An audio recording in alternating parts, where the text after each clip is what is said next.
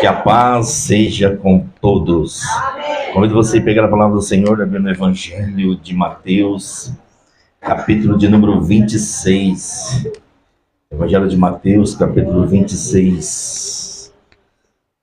Deus marcou um encontro conosco nesta manhã. O tema nesta manhã é discernindo a ceia do Senhor. O que viemos nesta manhã fazer na casa do Senhor, nós vamos aprender um pouco mais, através da expressão de Deus, o que discernindo a ceia do Senhor. Mateus capítulo 26, a partir do versículo 26. Aleluia. Quem achou vai dando glória a Deus. Podemos ler? Diz assim a palavra de Deus. Enquanto comia, Jesus pegou o pão e deu graças, quebrou e deu aos seus discípulos, recomendando: tomai e comei, isto é meu corpo. Em seguida, tomou o cálice, deu graças, o entregou aos seus discípulos, proclamando: bebei dele todos vós. Por isto é meu sangue da aliança, derramado em benefício de muitos, para remissão de pecados. E vos afirmo que de agora em diante não mais tomarei deste fruto da videira, até que aquele dia que beberei novo vinho convosco no reino de meu Pai. E assim, após terem cantado um hino de louvor, saíram para o monte da oliveira. E assim, após terem cantado um hino de louvor, saíram para o monte das oliveiras. Oremos. Espírito Santo de Deus, a tua palavra foi lida e a tua igreja está aqui, Pai. As ovelhas são do Senhor, o rebanho são todos seus. Tu sabes, meu Deus, que a minha voz só consegue chegar aos tímpanos, mas o Senhor tem o poder do teu Espírito Santo penetrar em nossos corações, curar o que precisa ser curado, restaurar o que precisa ser restaurado, arrancar em nós o que precisa ser arrancado e acrescentar do Senhor aquilo que precisa ser acrescentado. Pai, como igreja do Senhor, a começar de mim, nós podemos ser o solo preparado pelo Teu Espírito Santo. Cava aquilo que precisa ser cavado em nós, para que a Tua semente possa ser lançada, ela possa gerar frutos e glorifique o Seu nome, Senhor. Eu te peço, Pai, humildemente, palavra de sabedoria, palavra do conhecimento. Faz mais uma vez, que eu diminua, que o pregador diminua, Pai. Mas que o Senhor possa crescer poderosamente mais uma vez em nosso meio. Pois o Senhor é o dono da festa. Pois o Senhor é o convidado mais especial neste lugar. Por isso, Pai, tem liberdade na casa. Tem total de liberdade de agir conforme a Tua vontade, conforme o Teu querer. Nós, humanos, nos escondemos e o Teu Espírito Santo prevalece em nós. É que eu oro em nome de Jesus. Amém. Posso ouvir um amém? Amém. Glória a Deus. Qual será a finalidade? Estamos aqui nesta manhã, nos reunindo para a ceia do Senhor. A ceia do Senhor é um dos momentos mais sagrados na nossa caminhada cristã. Mas com o passar do tempo, infelizmente, o perigo tem silenciado a igreja. Um perigo silencioso tem penetrado na igreja ou tem rondado a igreja. O perigo de transformar algo tão sagrado, uma ordenança do Senhor, porque a ceia, como o batismo, são ordenanças do Senhor. Só que esse perigo tem rondado silenciosamente a igreja, em transformar algo tão sagrado em uma rotina profunda, em algo automático. Nos tornamos automáticos. Eu lembro que nós, no início da conversão para a ceia do Senhor, nós víamos com alegria, pegávamos na nossa guarda-roupa a melhor roupa. Usávamos a melhor roupa para poder estarmos na ceia e assentar na mesa do Senhor. Muitos se aproximam da mesa, pegam o pão, bebem o cálice, mas às vezes o coração está distante.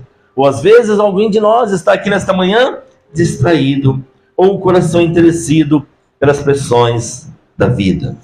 E o apóstolo Paulo, preocupado com isto, ele escreve para a igreja de Corinto, como advertência, com amor, mas cheio de zelo espiritual, quando ele diz: cada um de nós deve examinar a si mesmo antes de participar da ceia.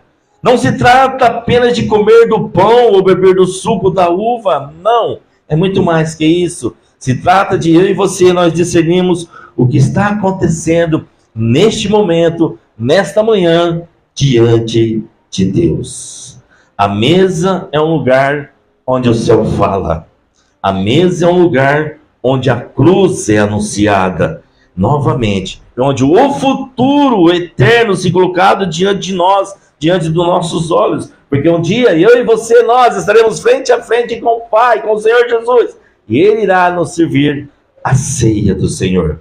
Então, discernir a mesa nesta manhã não é apenas entender um ensino, é permitir sim que o Espírito Santo de Deus nos leva nesta manhã a um lugar de reverência, a um lugar de arrependimento, a um lugar de gratidão, a um lugar de esperança viva. E eu quero começar nesta manhã falando do pão. O que representa o pão? O pão revela o corpo que foi entregue não a uma religião, mas entregue por causa de mim, de você. Tem uma irmã que trabalha lá conosco, ela é católica roxa. Eu pedi para ela: faz um pão para mim, para ceia. Ela toda alegre fez o pão, com maior felicidade. Olha o tamanho do pão. O pão nesta manhã aqui representa o corpo de Cristo. O corpo de Cristo. Entregue não a uma religião. Pois em Mateus 26, 26 diz: tomai, comei, isto é o meu corpo. Jesus não estava oferecendo algo vazio, algo simbólico. Jesus estava simplesmente naquela noite se oferecendo a si mesmo. Ele veio se oferecer a si mesmo, por causa de mim, de você, de nós. Quando Jesus tomou o pão em suas mãos, ele não estava apenas criando um ritual. Não é um ritual que devemos fazer aqui nesta manhã. Não. É muito mais que isso. Ele não estava querendo criar um ritual para a igreja repetir no longo dos séculos. Não. Ele estava oferecendo a si mesmo por completo. Ele estava naquela ceia, naquele momento, oferecendo o seu corpo por completo. Por completo.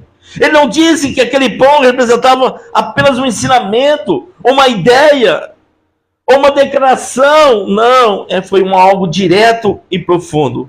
Aquele pão apontava para o seu próprio corpo. Sabe o que isso me ensina a mim e você nesta manhã?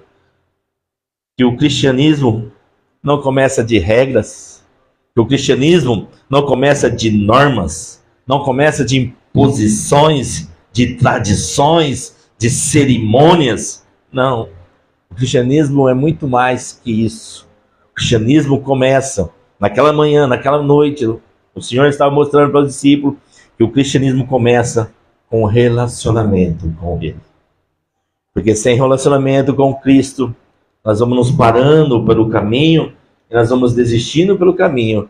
Porque a religião só escraviza, a regra só escraviza, a norma só escraviza, a imposição só escraviza.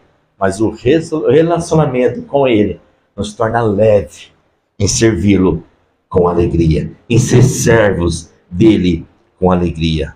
É um real relacionamento de uma pessoa que entregou por amor. Sem eu, sem você, nós não valíamos nada, e não valemos nada até hoje. Se valemos alguma coisa é porque Ele está em nós, porque Ele habita em nós. Porque se nós tirarmos o Espírito Santo de Deus, misericórdia, o que seríamos cada um de nós? A fé cristã nasce no momento em que entendemos que Deus não ficou distante, mas se fez carne e entregou na nossa história e decidiu nos amar até o fim. Pois a Bíblia diz em João capítulo 3, versículo 1, ora, antes da festa da Páscoa, sabendo que Jesus já era chegado a sua hora de passar deste mundo para o Pai, e como havia amado os seus que estavam no mundo, o amou até o fim, o amou até na cruz do Calvário, o amou até dizer: Pai, está consumado. O pão partido fala de um corpo ferido, fala de um corpo machucado, fala de um corpo entregue no meu lugar, no seu lugar, no lugar dos pecadores. Que é eu, que é você, que somos nós. Jesus foi ferido para que eu e você fôssemos curados. Jesus foi rejeitado para que eu e você fôssemos aceitos. Jesus foi castigado para que eu e você tivéssemos paz. Tudo isso ele fez por mim, por você e por nós. E o que nós estamos fazendo nesta terra, em gratidão a tudo que ele fez por nós. A cada vez que partimos o pão, somos lembrados. Sabe que nós somos lembrados? Quando o pão se parte, sabe o que traz da nossa memória? Quando partir o pão, o corpo de Cristo foi partido. Por mim, por você, por nós. O corpo de Cristo foi partido. O corpo de Cristo foi dilacerado. Cada vez que partimos o pão, somos lembrados de alguém que ocupou o nosso lugar na cruz. Não foi um acidente. Não foi excesso de violência humana. Foi uma decisão de amor. De amor. Porque em 1 Pedro 2,24 diz: levando ele mesmo em seu corpo os nossos pecados sobre o madeiro, porque para que mortos para os pecados pudéssemos viver para a justiça, e pelas suas feridas foste sarado. Então, se você veio aqui nesta manhã e se você se encontra ferido, hoje, ao tomar esta ceia, você pode sair daqui curado, restaurado para um novo começo. Para um novo começo. O corpo de Cristo foi partido porque o nosso coração precisava ser restaurado. Todos nós estávamos distantes do Senhor, mas o corpo dele foi preciso ser partido para que o nosso coração hoje pudesse ter um lugarzinho que é só dele. Tem um lugarzinho no seu coração, Larissa, que o Vinícius não consegue tomar, não consegue penetrar. É só o Senhor Jesus. E a mesma coisa, Vinícius, não tem como, filho. Não tem como, é um lugarzinho em nosso coração que é só o Senhor Jesus. Por mais que a nossa mãe nos ama, que o marido e a esposa nos ama, que filho nos ama, mas existe um coração dentro de nós que só Ele tem o poder de colocar as mãos, curar, restaurar. E ainda além disso, fazer morada. Olha que coisa linda. Ele escolheu eu e você, nós, para fazer morada. Para morarmos dentro de nós. Quem discerne o pão entende que a cruz exige uma rendição, exige uma entrega. Discernir o pão é entender que a cruz não é apenas nos salva do inferno, mas nos chama para viver uma vida rendida a Ele. Quantos cristãos não valorizam mais a ceia? Não valoriza mais estar aqui se rendendo a Ele. Não podemos olhar para um Cristo crucificado e querer continuar vivendo como se fosse dono das nossas próprias vidas. Não. Não tem como querer ver um Cristo crucificado e querer ser dono da sua própria vida. Isso é religiosidade. Isso é religião. Isso é servir denominações. Não, no nome de Jesus, quando você olhar para Cristo, você precisa olhar e enxergar. Eu preciso ser diferente. Eu preciso ser um marido diferente. Eu preciso ser um filho diferente. Eu preciso ser um pai, uma mãe diferente. Eu preciso ser um discípulo de Cristo diferente. Eu preciso viver uma vida diferente. Há algo que eu vivia antes que eu não posso viver mais. E há algo que o nosso velho homem quer resgatar que não podemos fazer mais. Temos que deixar na cruz nesta manhã. Temos que deixar na mesa nesta manhã. Porque eu creio aqui, conjecturando, imaginando eu aqui, se Judas tivesse deixado na mesa a traição, ele não teria cometido suicídio. Então nessa mesa, esta manhã, larga tudo. O que tem desagradado a Deus sair daqui diferente.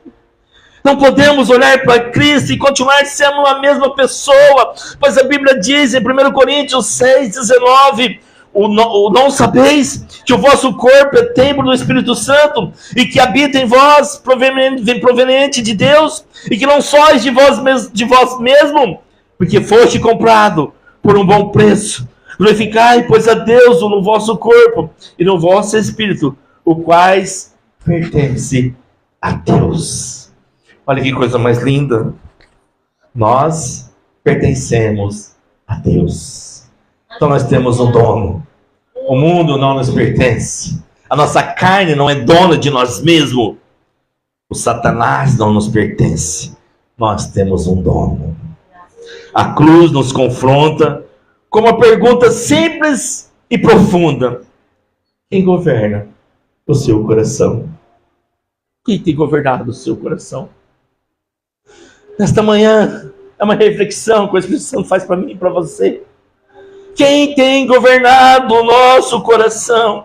Nesta manhã, estamos aqui sentados na mesa, o Pai está aqui com o Espírito Santo, eu creio, Deus Pai, Filho e Espírito Santo.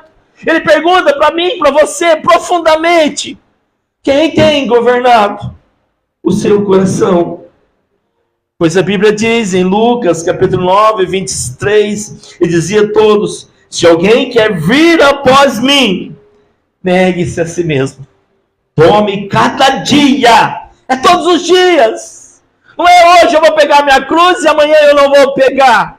Não é amanhã eu vou pegar e hoje eu não. Não, é todos os dias. É carregar a nossa cruz e dizer: eu pertenço a Cristo.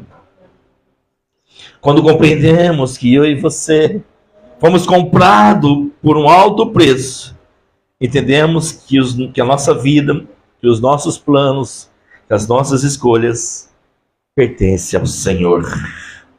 Como diz uma certa vez o apóstolo Paulo: não sou eu que vivo, mas Cristo vive em mim.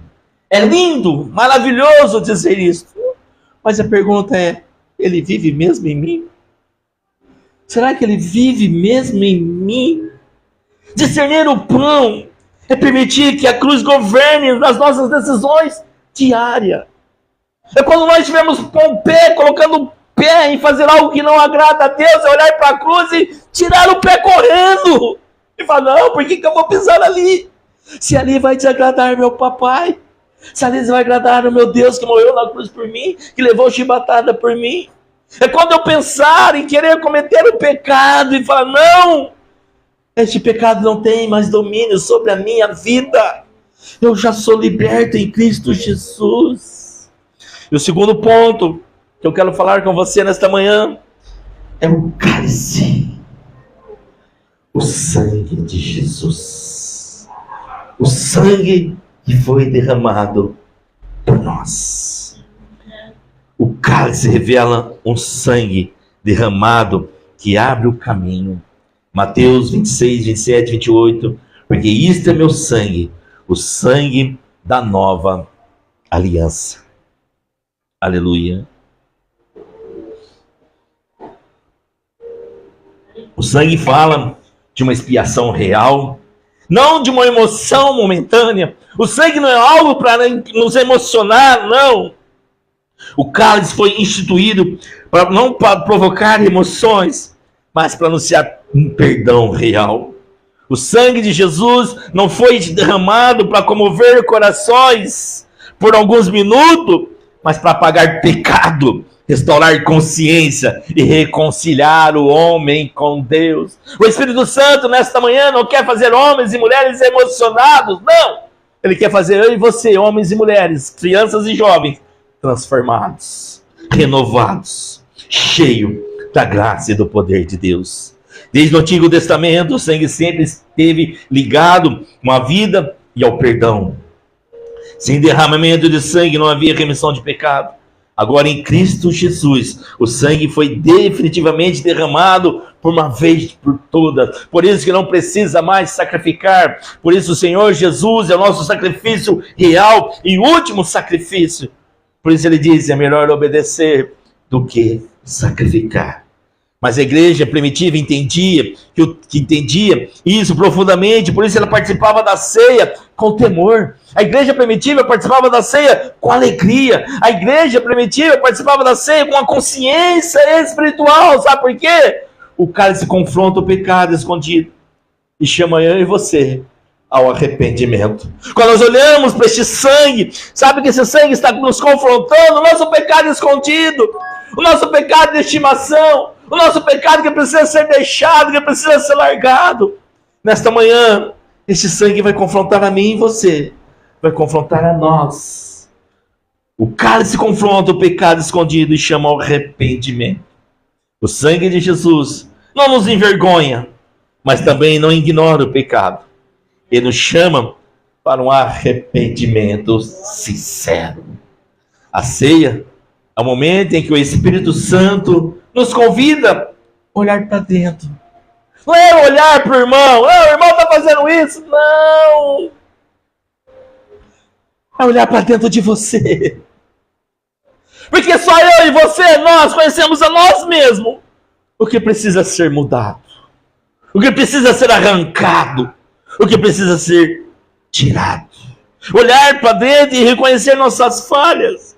É correr para a graça que nos limpa. É a graça de Deus que nos limpa. Deus não espera a perfeição, igreja. É impossível ter uma igreja perfeita, porque se estivesse perfeita, ele já tinha arrebatado esta igreja. Não tem como eu e você nós sermos perfeitos, mas tem como eu e você sermos sinceros. O Pai só quer isso, sinceridade.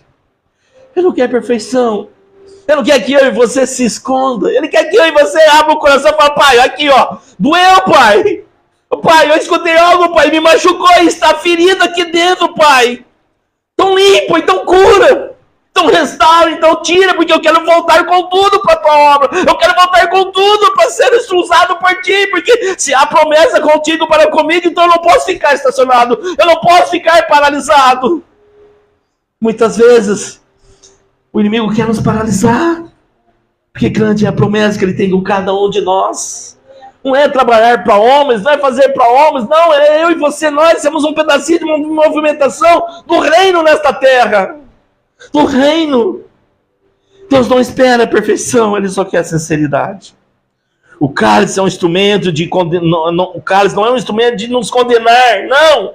É um instrumento de restauração para aqueles que quebrantam, confessam o seu pecado diante do Senhor. Em Provérbios 28, 13 diz, vamos ler bem Bíblia, viu?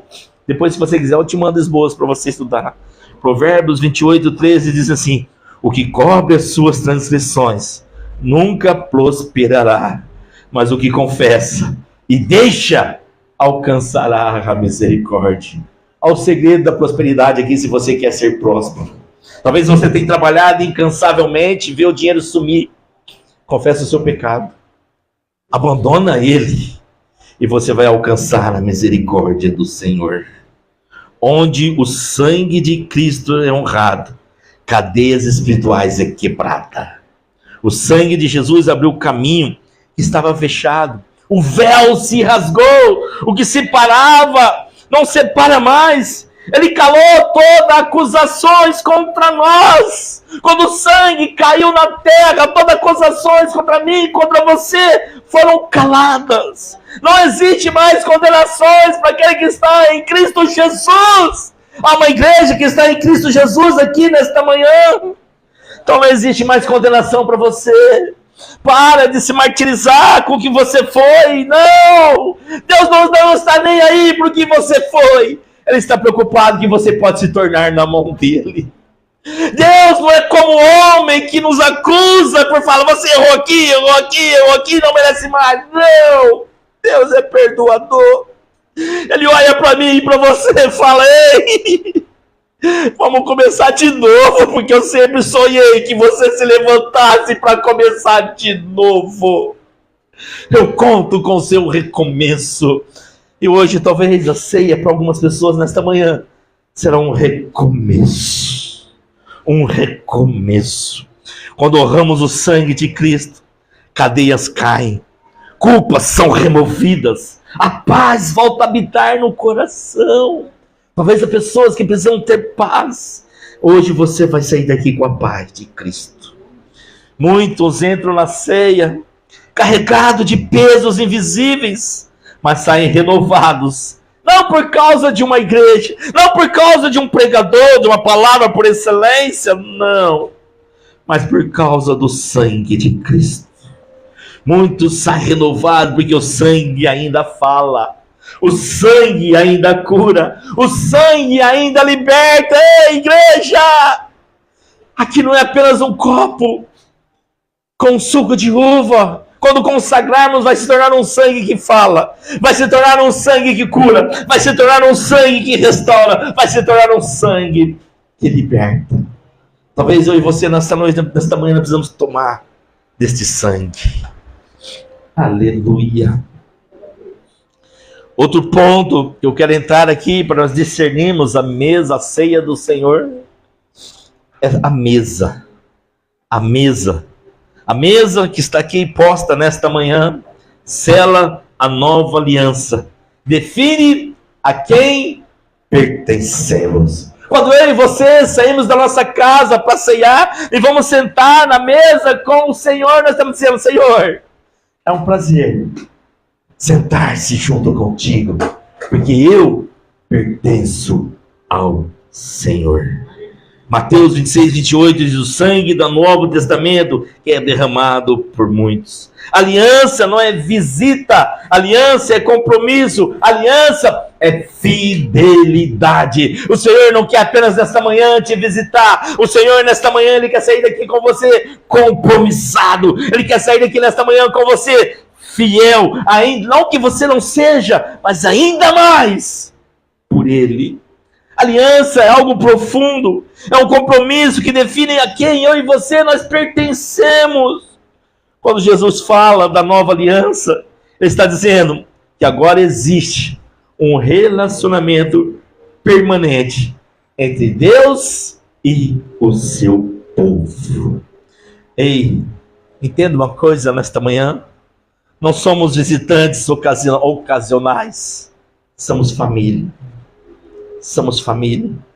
A igreja primitiva vivia essa realidade de forma intensa, compartilhando a fé, a vida e o cuidado um com os outros, porque entendiam que a aliança não era apenas com Deus, mas também entre os irmãos. Cadê? Onde foi que a igreja se perdeu? Que não existe mais isso. Infelizmente é cada um para si, Deus para todos.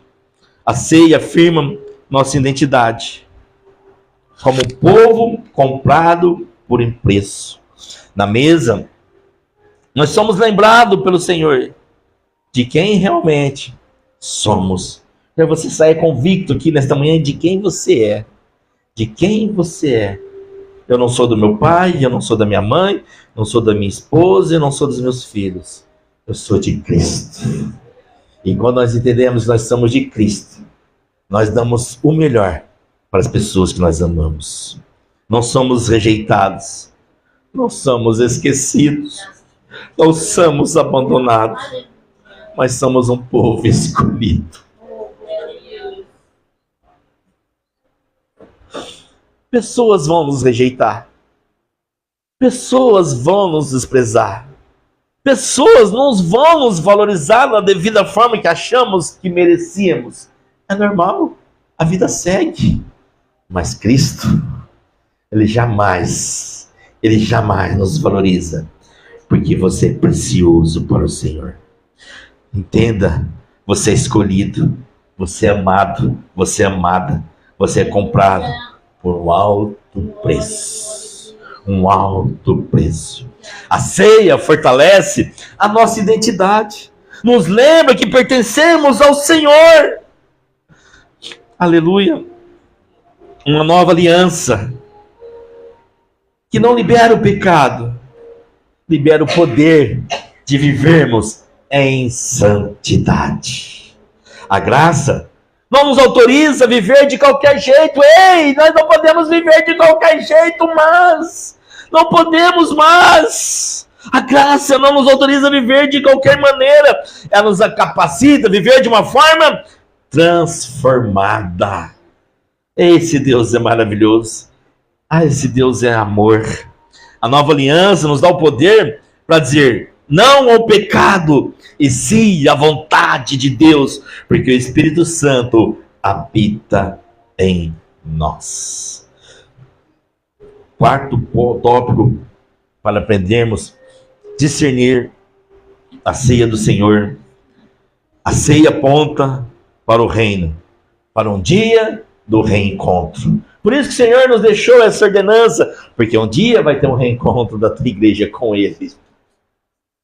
Está perto, viu? Você está vendo aí como está rumores de guerra, pestes, esfriamento espiritual, está perto. Então você tem que se agarrar com Cristo ainda mais. Tem que se revestir ainda mais da armadura de Deus. Aproveita bem as quartas para aprender. Tem que se revestir, se encher do Espírito Santo de Deus, porque os dias estão próximos. O Maranata, a vez de Jesus, está se encurtando, cada dia mais perto. Então nós vamos ter um dia, esse grande reencontro, porque Mateus 26, 29 diz: e digo-vos que desde agora não bebeis deste fruto da vide, até que no dia que beba-nos convosco no reino de meu Pai. Deus está dizendo, em breve, vamos beber todos juntos no reino de Papai. Aleluia. Jesus fala de um futuro, mesmo diante da cruz. Mesmo sabendo que a cruz estava diante, Jesus falou sobre ela. O futuro, sobre o dia em que beberia novamente o fruto da videira, do reino com o Pai. Isso me ensina que a dor presente não apaga a esperança do amanhã. Não permita, se você está passando por um processo de dor, não permita que essa dor apague a sua esperança do futuro. Não permita. Não permita. A ceia anuncia a morte, mas também programa a volta. Toda vez que participamos da ceia, anunciamos a morte do Senhor, mas também declaramos: Ele voltará! Aleluia, Jesus. Aleluia! A mesa nos lembra que essa história não termina aqui. Ela ainda tem um ponto de reticência. Tem continuação.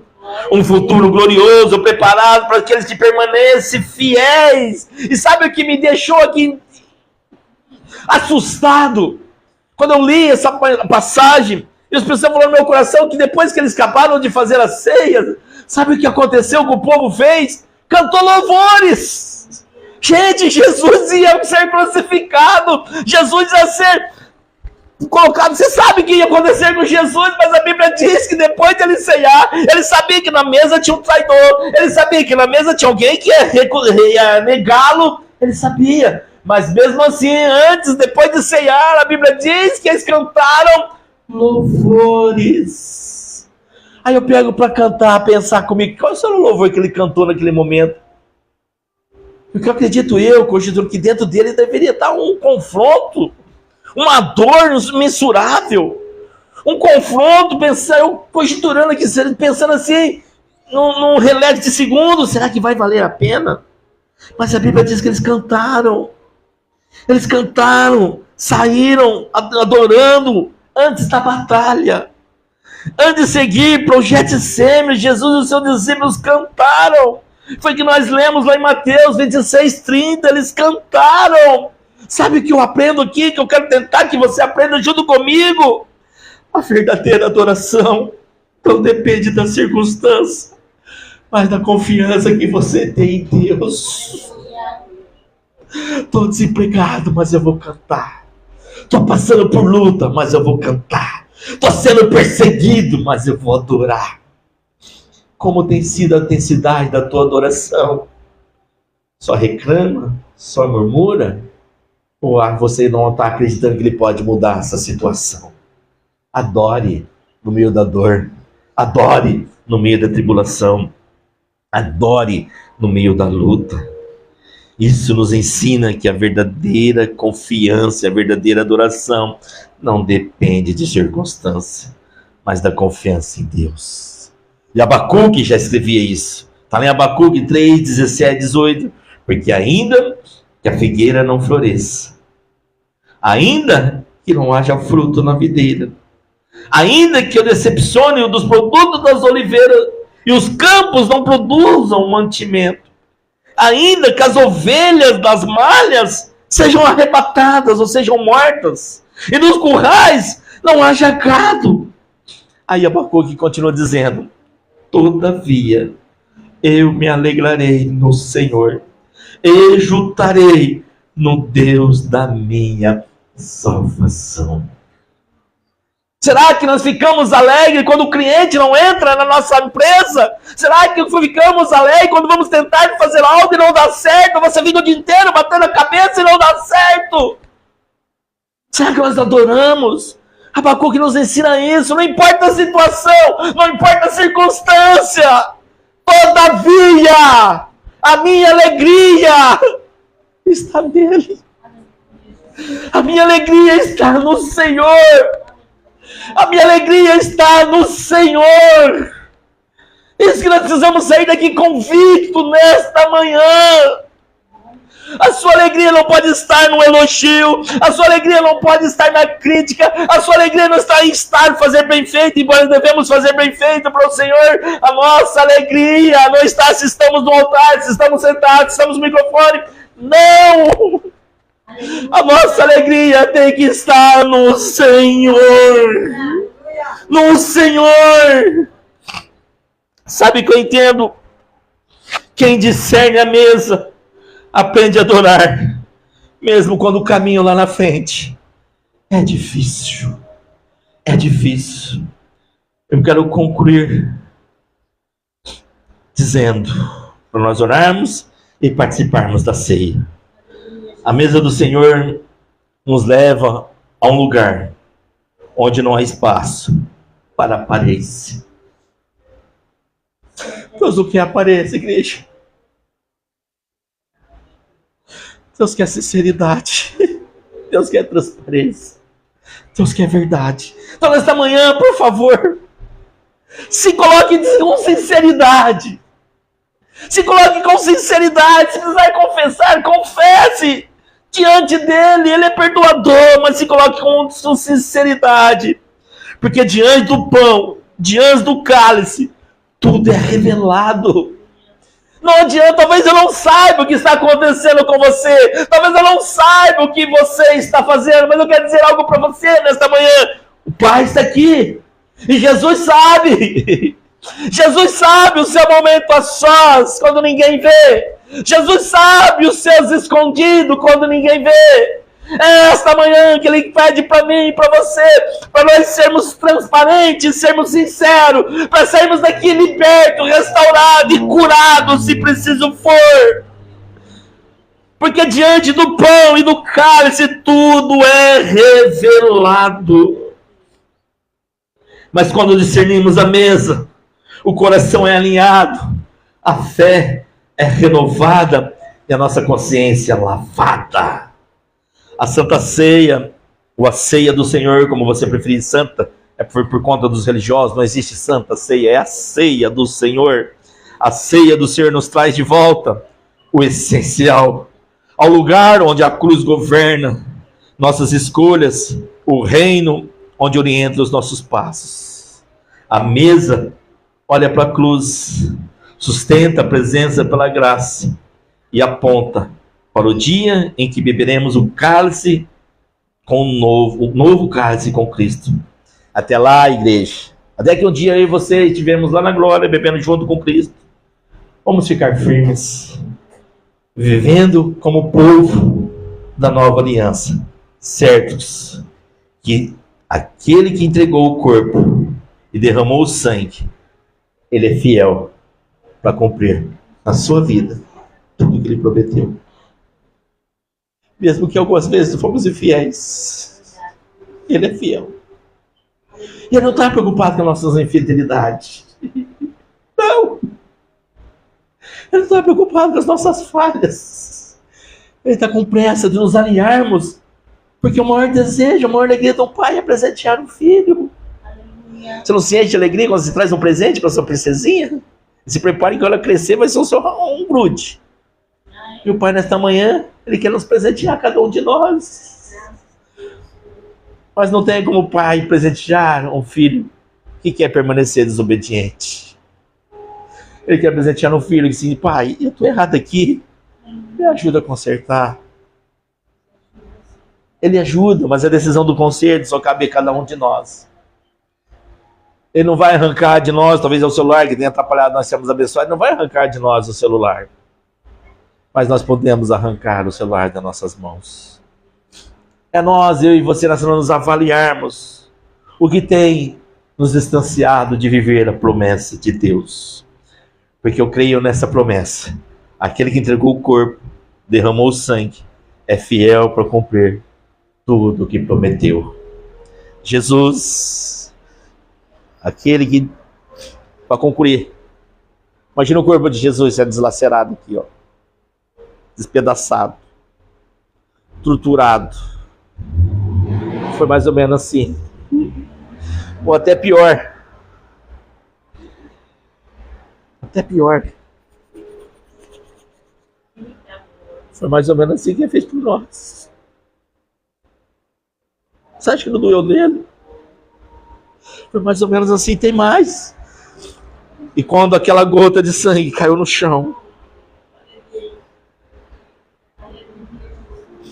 ele disse: eu amo vocês. Eu conto com vocês. Eu conto com vocês.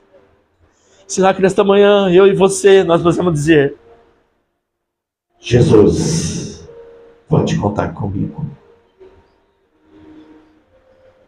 Jesus, pode contar comigo na tua obra. Pode contar comigo.